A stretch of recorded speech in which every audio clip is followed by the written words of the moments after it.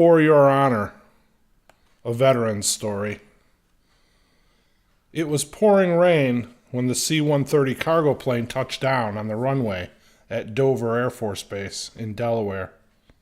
It was 2 o'clock in the morning, and Sergeant Byron Jackson was returning from his second tour of duty in the Kon Tum province of South Vietnam. He was a Green Beret and a combat medic assigned to the 5th Special Forces Group. He was now 23 years old, and tomorrow he would officially become a civilian again. He had seen enough death to last him 3 lifetimes during his time in country. Now, as he stood inside the terminal, looking out the large plate glass window, he watched as a group of military servicemen stood at attention in the pouring rain. They did not move a muscle, rain pouring off the brim of their caps, as they waited for the rear ramp to open up. Inside the C-130 there were 36 flag-draped caskets lined up in rows.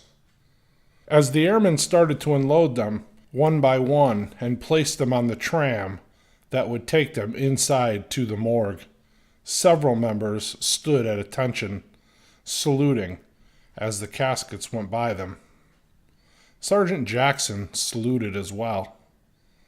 When the last of them was placed on the tram and it rolled away, Byron Jackson dropped his salute, turned, and walked away. He was anxious to put the war behind him. He had enrolled in a pre-med program at a college near his hometown in upstate New York and was excited about getting started. He had direction. He had purpose. Byron soon found out that college campuses in 1971 were not the ideal place for a Vietnam veteran to be. He was spit on. He was called baby killer.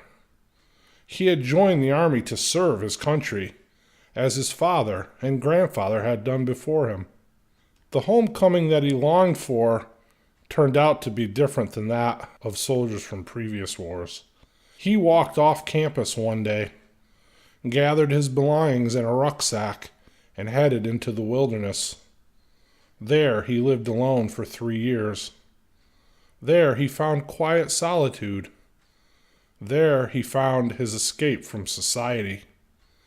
However, he could not find peace. He could not escape the war or himself. In 3 years, all he could attempt to do was to forget. But forgetting was not healing, and at the end of those 3 years, he was no closer to forgetting. His homecoming from Vietnam did not bring the healing he had anticipated. It did not bring him a sense of closure to the horrors that he experienced in the war.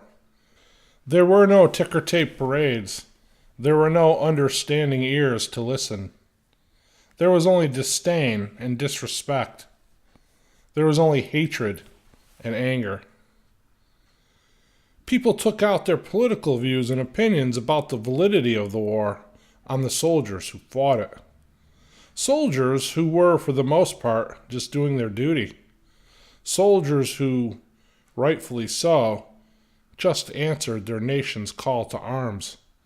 It was a soldier's duty to serve as needed, to serve as ordered, not to question the motives or legitimacy of their nation's call. For probably the first time in our nation's history, that service was not honored and appreciated. For the first time in our nation's history, its citizens let down the men and women who served on their behalf with honor and dignity. Byron Jackson would spend the rest of his life searching for the closure he desperately needed. He would spend the rest of his life struggling to accept the honor which he had truly earned. Whisper